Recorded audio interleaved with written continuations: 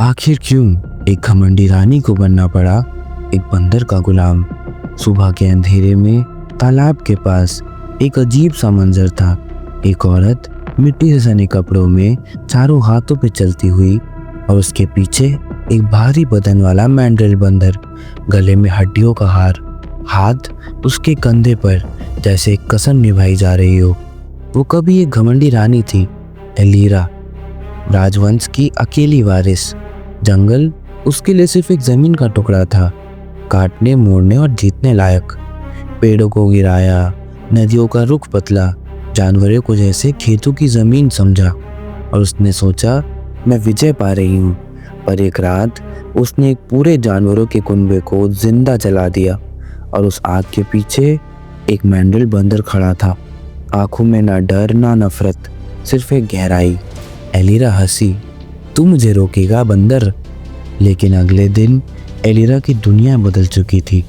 आवाज़ चली गई, पैर काम करने बंद कर दिए, सिर्फ हाथों पे घिसती थी और कपड़ों में सिर्फ मिट्टी।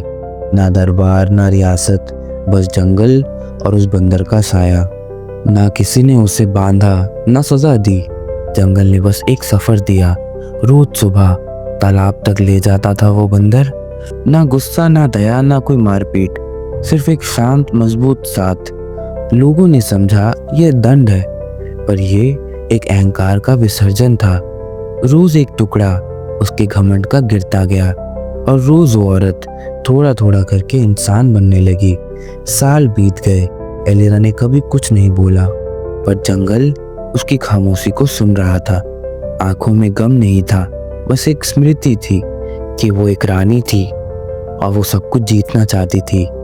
फिर एक सुबह जब जंगल में बिल्कुल सन्नाटा था, एलीरा रुक गई तालाब के सामने, बंदर की आंखों में देखा और पहली बार बोली, धन्यवाद। वो झुक गया, हाथ जोड़ा और बिना आवाज किए जंगल के अंधेरों में गुम हो गया। एलीरा उस दिन खड़ी हुई, ना एक रानी बनके ना एक जानवर बनके, बस एक इंसान। आंखों में आंसू नहीं, पर एक गहरा सुकून था। जो सिर्फ जीतने आता है वो सब कुछ हार जाता है, पर जो समझने आता है वो सब कुछ पा लेता है।